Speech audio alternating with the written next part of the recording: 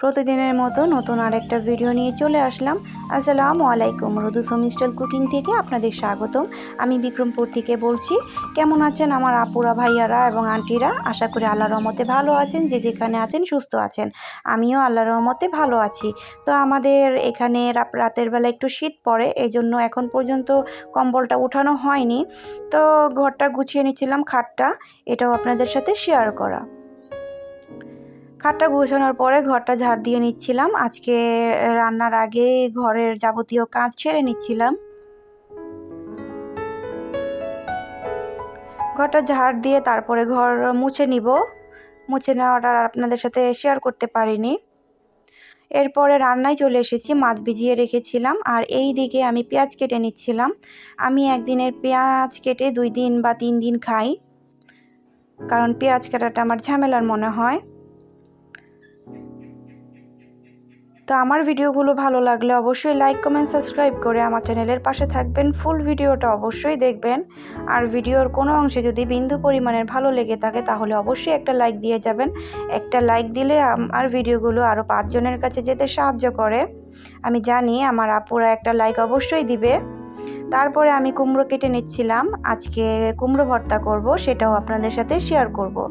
যদি কুমড়োর ভর্তাটার রেসিপি পেতে চান তাহলে পুরো ভিডিওটার সাথে থাকতে হবে। তারপর এখানে আমি ভাত বসিয়ে দিয়েছি আর রান্নায় চলে আসলাম, আগুন ধরিয়ে দিলাম। পেঁয়াজ কেটে নিয়েছি, কুমড়োও কেটে নিয়েছি, আর মাছগুলো ধুয়ে নিয়েছিলাম। এগুলোকে আজকে রান্না করব। তো তেল দিয়ে দিয়েছি কড়াইয়ে। এখন আমি মাছগুলো কড়াইতে দিয়ে দিব। আমি জানি আমি আপুদের রান্না শেখাতে আসিনি, আমি প্রতিদিনের মতো একই কথা বলছি আজকেও, কারণ আমি জানি আমার আপুরা আমার থেকেও ভালো রান্না করতে জানে। আমি যখন যাই রান্না করি আপনাদের সাথে শেয়ার করতে ভালো লাগে, তাই শেয়ার করা। তো মাছগুলো ভেজে নিয়েছি। এখন আমি এখানে তেল দিয়ে দিয়েছি আর একটু, আর পেঁয়াজ দিয়ে দিব।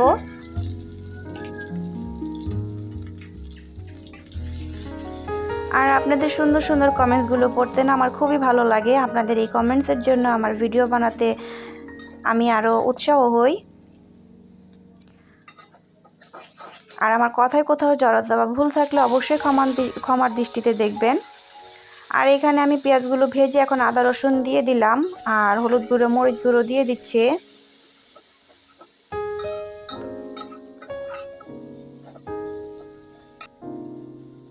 আপনাদের সাথে সব কিছু শেয়ার করতে ভালো লাগে, তাই শেয়ার করা। আর এখানে টমেটো দিয়ে দিলাম। অনেক সময় মাছ দেওয়ার পরে অনেকে টমেটো দেয়, কিন্তু আমি মাছ দেওয়ার আগে টমেটো দিলে টমেটোগুলো একটু নরম হয়ে আসলে আমার কাছে খেতে ভালো লাগে। আর এখানে শাক বাটাও দিয়ে দিলাম, আমাদের বিক্রমপুরের ঐতিহ্যবাহী শাক। তারপরে আমি এখানে মাছগুলো দিয়ে দিলাম। এখন মাছগুলো রান্না করে নিব।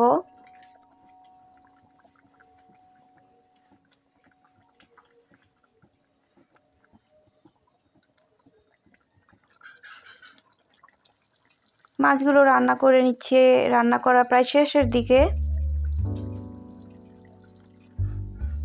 তারপরে আমি এখানে চলে গেলাম কুমড়ো ভর্তায়। তো ফ্রাই প্যান বসিয়ে দিয়েছি, আর এই মশাই থেকে গিয়েছিল, এটা ইলিশ মাছের লেজ। তো এটাকে ভেজে নিব।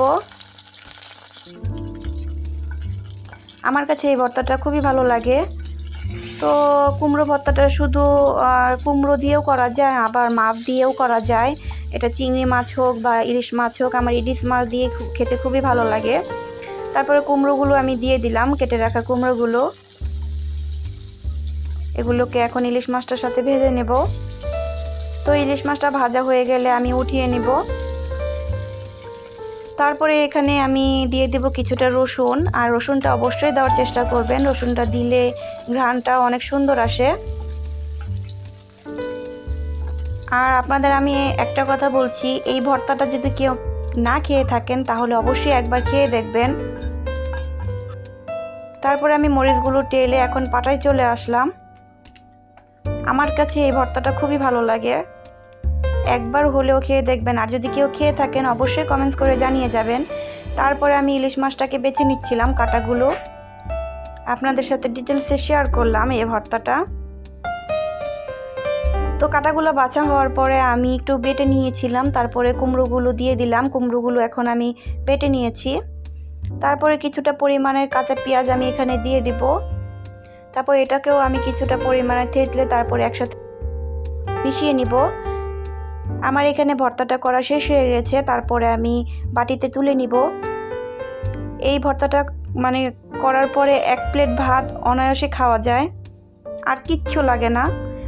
তারপরে ভর্তা করার পরে আমি এখানে চুলাটা মুছে নিচ্ছিলাম। রান্না করা শেষ।